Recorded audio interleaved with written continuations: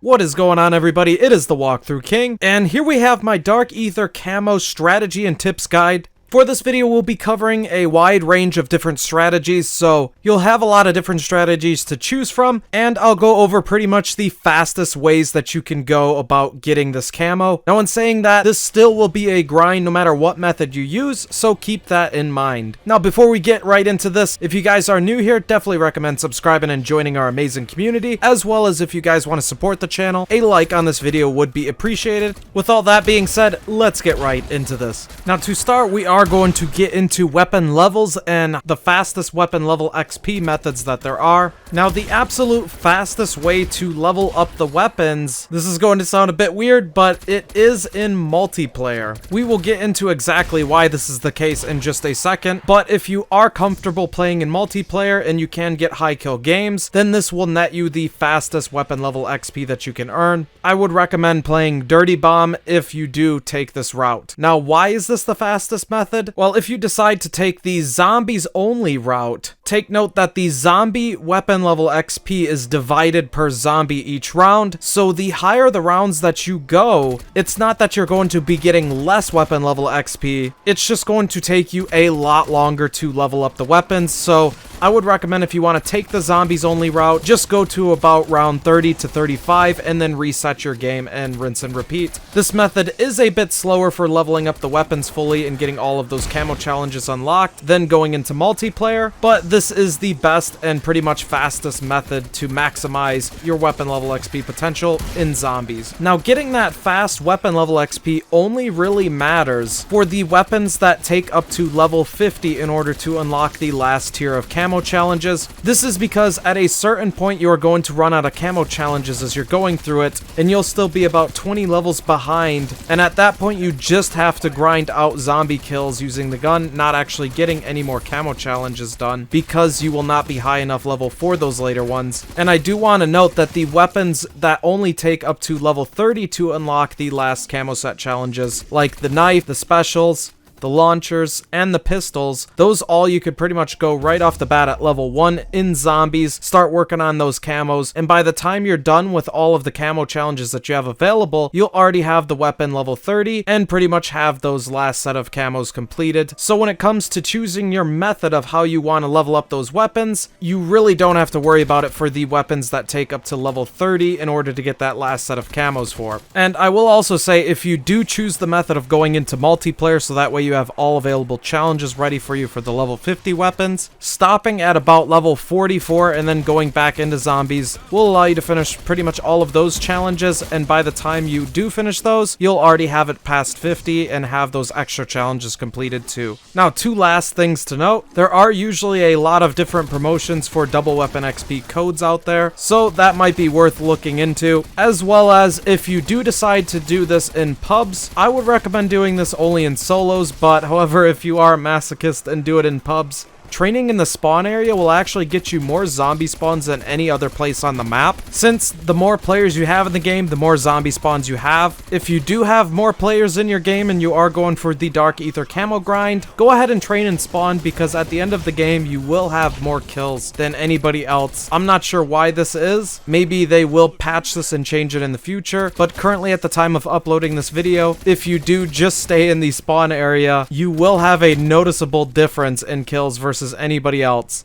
Now we will get into setup and specific weapon information that is useful to know. I would say for setup, I would use Ring of Fire, as that kills the boss extremely fast and also a bunch of zombies too. And if you are running a brand new fresh weapon that you just started out with at level 1, keep in mind you can randomize the attachments on this at the armor station, so that's very useful. I use this all the time, especially if I want a higher ammo count, as that's extremely useful, so you don't have to run and buy ammo a lot.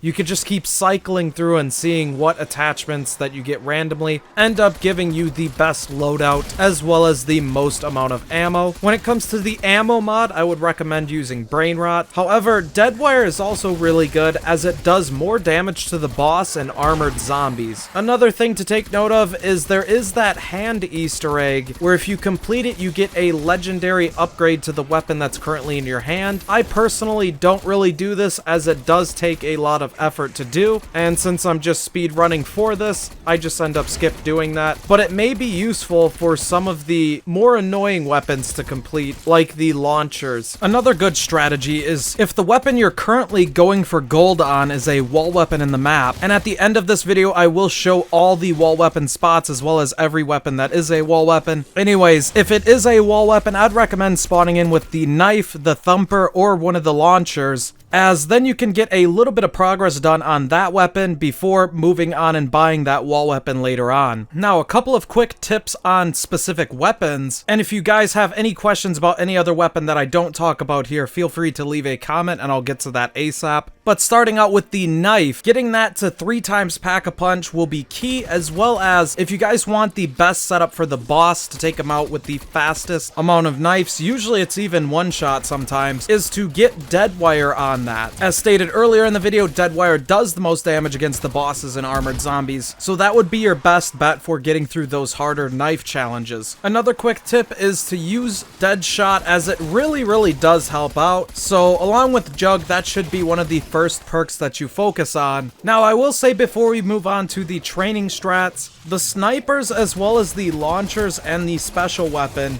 will probably be the weapons that take the absolute longest to complete. And with those weapons, I'd recommend using Brain Rot on that, unless, again, you're trying to get that maximum damage against armored or bosses. Then use Deadwire. Finally, we are going to get into the initial round setup as well as a couple of different training strats that you can use to accomplish all this. Now, to maximize time and get in and out of each game as fast as possible, I would recommend for rounds 1 to 7 or even 8 staying in the spawn area, and then afterwards saving a zombie at the end of that round, then immediately turning on the power and getting your gun pack-a-punched 1 time. This basically ensures that the next round will be a dog round, and then the next round after that will have a boss. So once that round does come, you'll be prepared to take out the boss. And again, if you are using a weapon that is found on the wall, I would start out with the rounds 1 to 7 or 8 with specials, knife, or the launchers. Now, moving on into the strats themselves, we'll start out with the more advanced and intense spot. So I would only come up here if you are comfortable in using this spot, but basically if you go up on top of Knocked and then do not buy the wall buy up there by the Wonder Fizz machine, all of the zombies will spawn in only 3 areas right in front of you and to the left, and this currently, I believe, is the fastest zombie spawn spot that you can actually get. Now, I went and timed it using all of the strategies I'm going to talk about, and this spot did shave about 1 to 3 minutes off of each run for me, which really doesn't sound like a lot of time. However, when we're talking that each gun could take up to 9 to 12 hours to complete if you're just using that gun in zombies, 3 minutes per game could actually shave off a lot of time in the long run. So just keep that in mind when picking out which strategy you want to use, if you do use any of these strategies. I probably would only use this spot for a lot of the faster shooting weapons as well. I don't think I would use this spot for the knife or any of the launchers. Even the sniper rifles, I think all of those weapons would end up shooting too slow, so you'd just end up getting overrun up here. But this spot is absolutely amazing just to get in and out of each lobby, resetting at 30 if you're using any of the faster firing guns. Moving on into the safer training spot, as well as the spot that I'd use for the weapons that I just mentioned that are not possible to use in a good way up on top of Knock. This is the classic spawn area training spot. Not really a whole lot has to be said about this. However, if you guys are new to zombies and you guys aren't really sure what training is, then just follow along and try to do the same maneuvering that I do in this clip right here. As well as I would recommend killing the zombies in the same spot that I am showing and keeping that door behind me, the one that goes into the 1911 wall buy room, closed. So when you do spawn in, I would take the left door instead of going through the right door on your way over to power. This basically creates a nice little safe pocket behind you when you do go in for the kills,